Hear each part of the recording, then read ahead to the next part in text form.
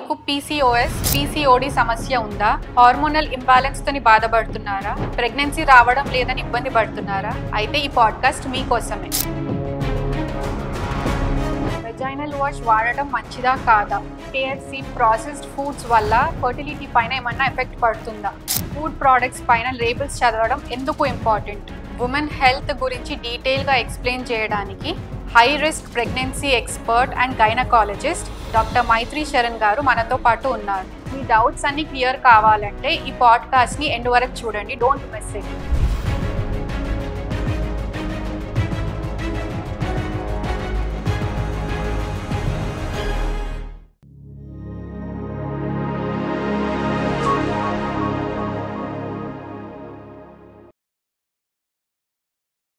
Hello. Hi Mansa.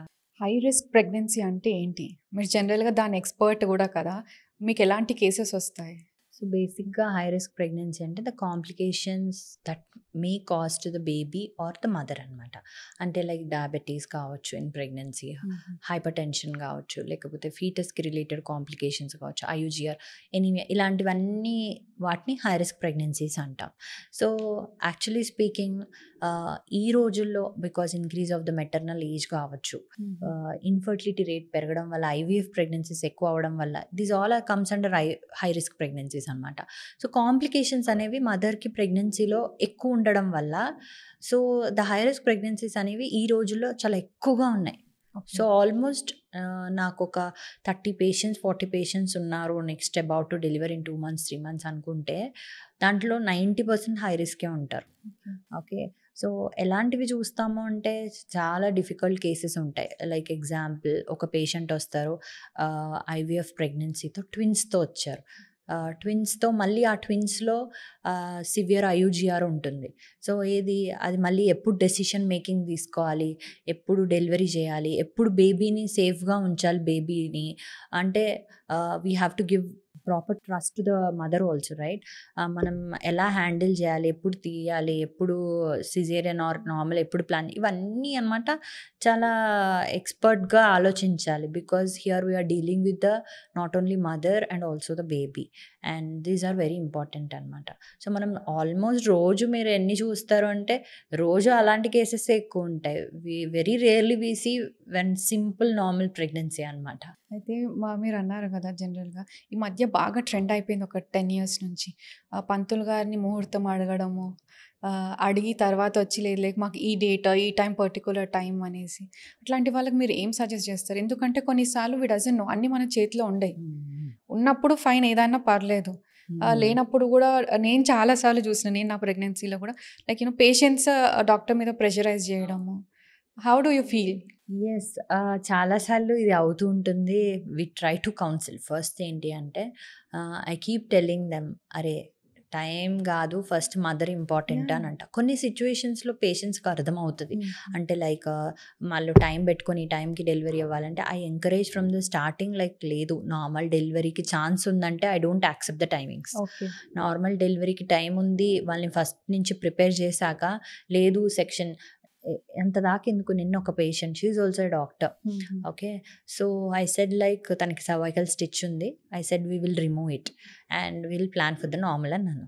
అంటే వాళ్ళ mother పక్కన ఏమన్నారంటే, మేడం మా డాటర్ చాలా టైర్డ్గా ఉంది, చాలా సగం పేరెంట్స్ ఉంటారు కదా, I know they love so much, it's pure love, కాకపోతే no there is no encouraging. So ఏమైపోతుంది అంటే, అరే ఏం చేసుకుంటావు, నార్మల్ డెలివరీ అది మస్తు పెయిన్ ఉంటుంది, let's go with the C section, అది కూడా ముహూర్తం టైంలో చేసుకుందాం. ఆ ముహూర్తం టైం ప్రెషర్ ఎలా ఉంటుందంటే, ఒక్కొక్కసారి ప్లాన్డ్ సెక్షన్స్ కూడా చాలామంది అడుగుతారు and the give us this much time, we counsel them, but still ఒక్కొక్కసారి ఏమైపోతుంది అంటే యాజ్ అ డాక్టర్స్ను we go inside, anaesthesia late అవ్వచ్చు, ఒక్కొక్కసారి బేబీ డెలివరీ టైంలో స్ట్రెస్ ఉండొచ్చు.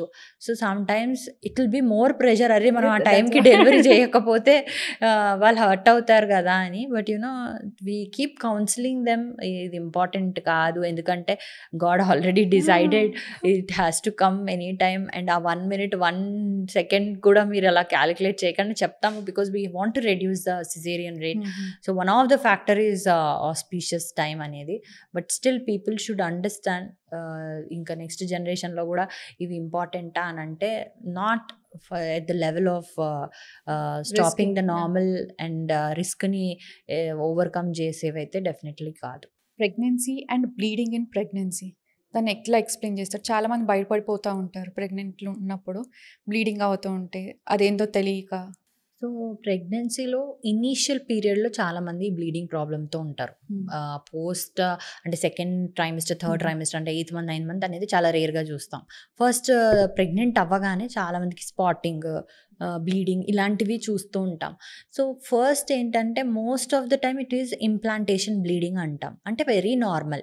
అంటే ఒక ఎగ్, ఒక స్పామ్ ఫ్యూజ్ అయ్యి అది ఎంబ్రియో యూట్రస్ దగ్గరకు వచ్చి ఇంప్లాంట్ అవుతుంది. అంటే ఒక మీరు సీడ్ వేస్తే సాయిల్లో ఎలా లోపలికి వెళ్తుంది, ఇంప్లాంట్ అవుతుంది. అలానే మనం ఒక ఎంబ్రియో అనేది ఆ యూట్రస్ మీద కూర్చొని ఇంప్లాంట్ అవుతుంది. అలాంటి టైంలో కొన్నిసార్లు అది ఇంప్లాంట్ అయ్యే టైంలో there will be some bleeding. So that is called implantation bleeding అనమాట. ఒక్కొక్కసారి సబ్ కోరియానిక్ హెమరేజ్ అంటాం. అంటే అది సెటిల్ అయ్యే టైంలో సమ్ కోరియాన్ అంటే ఆ ఎంబ్రియో చుట్టూ కొంచెం బ్లీడింగ్ అక్యుములేట్ అయ్యే ఛాన్సెస్ ఉంటాయి. దాన్ని సబ్ కోరియానిక్ హెమరేజ్ అంటాం.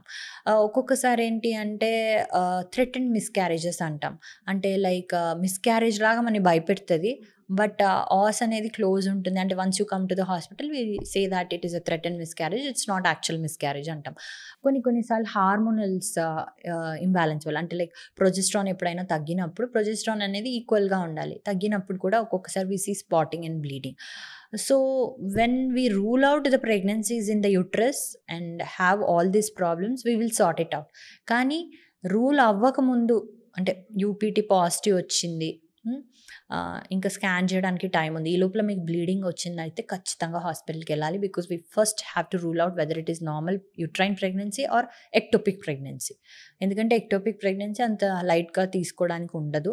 So first you have to rule out intrauterine. ఇంట్రాయూట్రైన్లో స్పాటింగ్, బ్లీడింగ్ అలాంటివి ఉంటే yes, your doctor will take care of this.